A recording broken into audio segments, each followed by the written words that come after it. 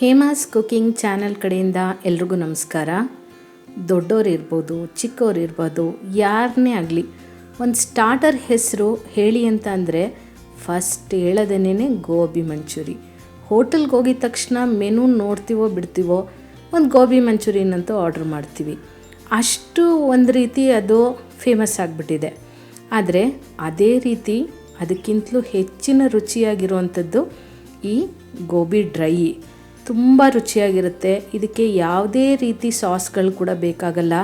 ಕಡಿಮೆ ಪದಾರ್ಥದಲ್ಲಿ ಬೇಗ ಮಾಡ್ಕೊಳ್ಳೋ ಅಂಥ ಈ ಡ್ರೈ ಗೋಬಿನ ಇವತ್ತು ಹೇಗೆ ಅಂತ ನೋಡೋಣ. ಇದನ್ನು ಪುದೀನಾ ಚಟ್ನಿ ಜೊತೆ ಸರ್ವ್ ಮಾಡಿದಾಗಲಂತೂ ತಿನ್ನೋದಕ್ಕೆ ತುಂಬಾ ಮಜವಾಗಿರುತ್ತೆ. ಬನ್ನಿ ಇವತ್ತು ಈ ಮೈಸೂರು ಫೇಮಸ್ ಡ್ರೈ ಗೋಬಿನ ಮಾಡೋದು ಹೇಗೆ ಅಂತ ನೋಡೋಣ. ಹಾಗೆ ಇದಕ್ಕೆ ಏನೇನು ಪದಾರ್ಥಗಳು ಬೇಕು ಅಂತ ಕೂಡ ನೋಡೋಣ. ಅದಕ್ಕೂ ಮುಂಚೆ ನೀವು ನನ್ನ ಚಾನಲ್ಗೆ ಹೊಸಬರಾಗಿದ್ದರೆ ಈ ವಿಡಿಯೋನ ಪೂರ್ತಿ ವಾಚ್ ಮಾಡಿ ಸಬ್ಸ್ಕ್ರೈಬ್ ಆಗಿ, ಹಾಗೆ ಒಂದು ಲೈಕ್ ಕೊಟ್ಟು ಕಮೆಂಟ್ ಮಾಡೋದನ್ನು ಕೂಡ ಮರಿಬೇಡಿ. ಬನ್ನಿ ಈಗ ಡ್ರೈ ಗೋಬಿ ಮಾಡೋದು ಹೇಗೆ ಅಂತ ನೋಡೋಣ. ಇದಕ್ಕೆ ಮೊದಲನೇದಾಗಿ ಗೋಬಿ ಅಂದಮೇಲೆ ಗೊತ್ತೇ ಇದೆಯಲ್ಲ, ಹುಳುಗಳ ಮಯ. ಅದನ್ನು ಚೆನ್ನಾಗಿ ಕ್ಲೀನ್ ಮಾಡಿ ಸ್ವಲ್ಪ ಬಿಸಿ ನೀರಿಗೆ ಉಪ್ಪು ಹಾಕಿ ನೆನೆಸಿ ಚೆನ್ನಾಗಿ ತೊಳೆದಿಟ್ಕೋಬೇಕು. 1 ಕಪ್ಪಷ್ಟು ನಾನಿಲ್ಲಿ ಕಾರ್ನ್ಫ್ಲವರ್ನ ತೊಗೊಂಡಿದ್ದೀನಿ. ಇದಕ್ಕೆ 1 ಟೇಬಲ್ ಸ್ಪೂನಷ್ಟು ಮೈದಾ ಹಿಟ್ಟು ಬೇಕಾಗತ್ತೆ. ತುಂಬ ಮೈದಾ ಹಾಕ್ಕೊಂಡ್ರೆ ಸಾಫ್ಟಾಗುತ್ತೆ, ನಾರಾಗಿಬಿಡುತ್ತೆ. ಹಾಗಾಗಿ 1 ಸ್ಪೂನ್ ಸಾಕು. 2 ಸ್ಪೂನಷ್ಟು ಅಕ್ಕಿ ಹಿಟ್ಟು ಬೇಕಾಗತ್ತೆ. ಇದ್ರ ಜೊತೆಗೆ 1.5 ಟೀ ಸ್ಪೂನಷ್ಟು ಅಚ್ಚ ಖಾರದ ಪುಡಿ ಬೇಕು, ಅಂದರೆ ಕೆಂಪು ಮೆಣಸಿನ ಪುಡಿ. ಇದು ಕೂಡ ನಿಮ್ಮ ಟೇಸ್ಟಿಗೆ, ನೀವು ಹೇಗೆ ಖಾರ ತಿಂತೀರಾ ಅದರ ಮೇಲೆ ನೀವು ಖಾರನ ಹೆಚ್ಚು ಕಮ್ಮಿ ನೋಡಿ ಹಾಕ್ಕೋಬೋದು. 3/4 ಸ್ಪೂನಷ್ಟು ಧನಿಯಾ ಪುಡಿ, 1/4 ಸ್ಪೂನಷ್ಟು ಅಥವಾ ಅರ್ಧ ಸ್ಪೂನಷ್ಟು ಜೀರಿಗೆ ಪುಡಿ, 3/4 ಸ್ಪೂನಷ್ಟು ಗರಂ ಮಸಾಲ, ಜೊತೆಗೆ ರುಚಿಗೆ ತಕ್ಕಷ್ಟು ಉಪ್ಪು, ಸ್ವಲ್ಪ ಅಂದರೆ 1 ಟೀ ಸ್ಪೂನಷ್ಟು ಶುಂಠಿ ಬೆಳ್ಳುಳ್ಳಿ ಪೇಸ್ಟನ್ನು ಹಾಕ್ಕೋಬೇಕು. ಇದಿಷ್ಟೇ ಇದಕ್ಕೆ ಬೇಕಾದಂಥ ಇಂಗ್ರೀಡಿಯೆಂಟ್ಸು. ಈಗ ಈ ಎಲ್ಲದನ್ನು ಚೆನ್ನಾಗಿ ಒಂದು ರೀತಿ ಮಿಕ್ಸ್ ಮಾಡ್ಕೋಬೇಕು. ಎಲ್ಲ ಪುಡಿಗಳು ಹಿಟ್ಟು ಜೊತೆಗೆ ಚೆನ್ನಾಗಿ ಮಿಕ್ಸ್ ಆಗಬೇಕು. ಇದೇ ಮೇನ್ ಪೌಡರು ಈ ಡ್ರೈ ಗೋಬಿಗೆ ಬೇಕಾದಂಥದ್ದು. ಈಗ ಎಲ್ಲ ಒಂದು ಸರಿ ಮಿಕ್ಸ್ ಮಾಡ್ಕೊಂಡಿದ್ದಾದಮೇಲೆ ಇದನ್ನು ಸ್ವಲ್ಪನೇ ನೀರನ್ನು ಹಾಕ್ಕೊಂಡು ಕಲಿಸ್ಕೋಬೇಕಾಗತ್ತೆ. ಅಂದರೆ ಇದನ್ನು ನಾವು ಈ ಬಜ್ಜಿಗೆಲ್ಲ ಬ್ಯಾಟರ್ ಕನ್ಸಿಸ್ಟೆನ್ಸಿ ಕಲಿಸ್ಕೋತೀವಲ್ಲ, ಅದಕ್ಕಿಂತ ಸ್ವಲ್ಪ ಗಟ್ಟಿಯಾಗಿರಲಿ. ಯಾಕಂದರೆ ನಾವು ಗೋಬಿ ಜೊತೆಗೆ ಮಿಕ್ಸ್ ಮಾಡಿದಾಗ ಅದು ಸ್ವಲ್ಪ ಹೂಕೋಸ್ಗೆ ಅಂಟ್ಕೊಳ್ಳೋ ಹಾಗಿರಬೇಕು. ಹಾಗಾಗಿ ಸ್ವಲ್ಪ ಇದನ್ನು ಗಟ್ಟಿಯಾಗೇ ಕಲಿಸ್ಕೋಬೇಕಾಗತ್ತೆ. ಇದೇ ರೀತಿ ನಾನು ಹೂಕೋಸ್ ಕುರ್ಮಾ ಆಗಿರ್ಬೋದು, ಹೂಕೋಸ್ ಪೆಪ್ಪರ್ ಡ್ರೈ ಆಗಿರ್ಬೋದು, ಹೀಗೆ ಸುಮಾರು ಐಟಮ್ನ ತೋರಿಸಿದ್ದೀನಿ. ಈ ವಿಡಿಯೋ ಎಂಡ್ ಸ್ಕ್ರೀನ್ನಲ್ಲಿ ಅದನ್ನು ಹಾಕಿರ್ತೀನಿ, ದಯವಿಟ್ಟು ಅದನ್ನು ಕೂಡ ಒಮ್ಮೆ ಚೆಕ್ ಮಾಡ್ಕೊಳ್ಳಿ. ಈಗ ಕಲಸಿದ್ದೆಲ್ಲ ಆಗಿದೆ.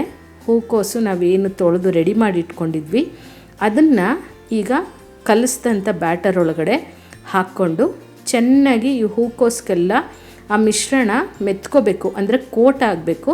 ಆ ರೀತಿ ಇದನ್ನು ಕಲಿಸ್ಕೋಬೇಕು. ಸಾಮಾನ್ಯವಾಗಿ ಈ ಗೋಬಿ ಮಂಚೂರಿ ತಿಂದು ಬೇಜಾರಾದವ್ರಿಗೆ ಈ ಡ್ರೈ ಗೋಬಿ ತುಂಬಾ ಒಳ್ಳೆ ಟೇಸ್ಟ್ ಕೊಡುತ್ತೆ.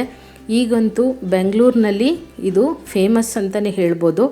ಅಲ್ಲಲ್ಲಿ ಈ ಡ್ರೈ ಗೋಬಿ ಅಂತ ಸ್ಟ್ರೀಟ್ ಫುಡ್ಡಾಗಿ ತುಂಬ ಜನ ಮಾರ್ತಾ ಇರ್ತಾರೆ. ತುಂಬ ಟೇಸ್ಟಾಗಿರುತ್ತೆ, ಹಾಗೆ ತುಂಬ ಡಿಮ್ಯಾಂಡಿಂಗ್ ಕೂಡ. ಅದನ್ನು ನಾವೇ ಯಾಕೆ ಮನೆಯಲ್ಲಿ ರುಚಿಯಾಗಿ ಸುಲಭವಾಗಿ ಮಾಡ್ಕೋಬಾರ್ದು ಅಲ್ವಾ? ಬನ್ನಿ ಈಗ ಕಲಸಿದ್ದು ಎಲ್ಲ ಆಗಿದೆ. ಈಗಿದು ಒಂದು ಸ್ವಲ್ಪ ಕ್ರಂಚಿಯಾಗಿ ಸಾಫ್ಟಾಗಿರಬೇಕು ಅಂದರೆ ಕಾದಿರೋ ಅಂಥ ಎಣ್ಣೆನ 1 ಟೇಬಲ್ ಸ್ಪೂನಷ್ಟು ಇದಕ್ಕೆ ಮಿಕ್ಸ್ ಮಾಡಿಕೊಂಡು ಕಲಿಸಿದಾಗ ನಿಮಗೆ ಎಲ್ಲೂ ಕೂಡ ಗಟ್ಟಿ ಅನಿಸಲ್ಲದಿಲ್ಲ ಹೂಕೋಸು. ಹಾಗೆಯೇ ಇದರಲ್ಲಿ ನಾವು ಸೋಡಾನೆಲ್ಲ ಬಳಸಿಲ್ಲ. ಹಾಗಾಗಿ ನೀವು ಎಣ್ಣೆ ಇದೇನು ಈ ಕಲರ್ ಇದೆ ಅಂತ ಅಂದ್ಕೋಬೋದು. ಇದು ಗಾಣದ ಎಣ್ಣೆ, ಕಡಲೆಕಾಯಿ ಎಣ್ಣೆ ನಾನು ಉಪಯೋಗಿಸ್ತಾ ಇರೋದು.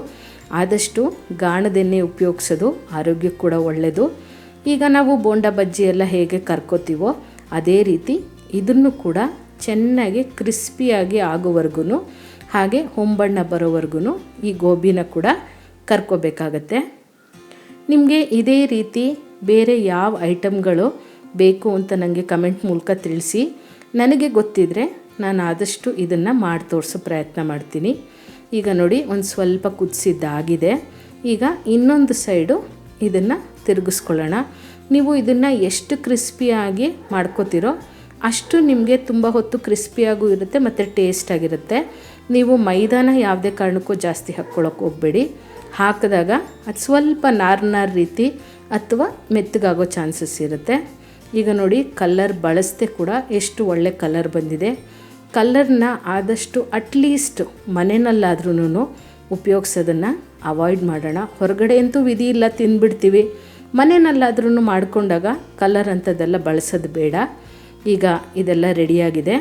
ಇದನ್ನು ನಾವು ಸರ್ವ್ ಮಾಡೋವಾಗ ಸ್ವಲ್ಪ ಚಾಟ್ ಮಸಾಲಾನ ಮೇಲೆ ಉದುರಿಸಿದ್ರೆ ನಿಮಗೆ ಅದು ಒಂದು ರೀತಿ ಹುಳಿ ಹುಳಿ ಟೇಸ್ಟಾಗಿ ತುಂಬಾ ಚೆನ್ನಾಗಿರುತ್ತೆ.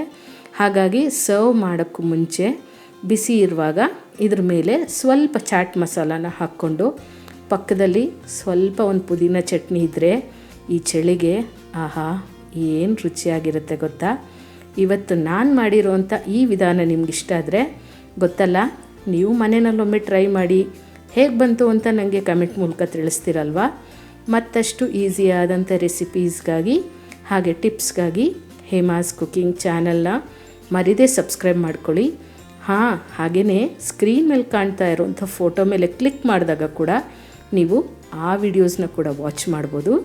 Thank you.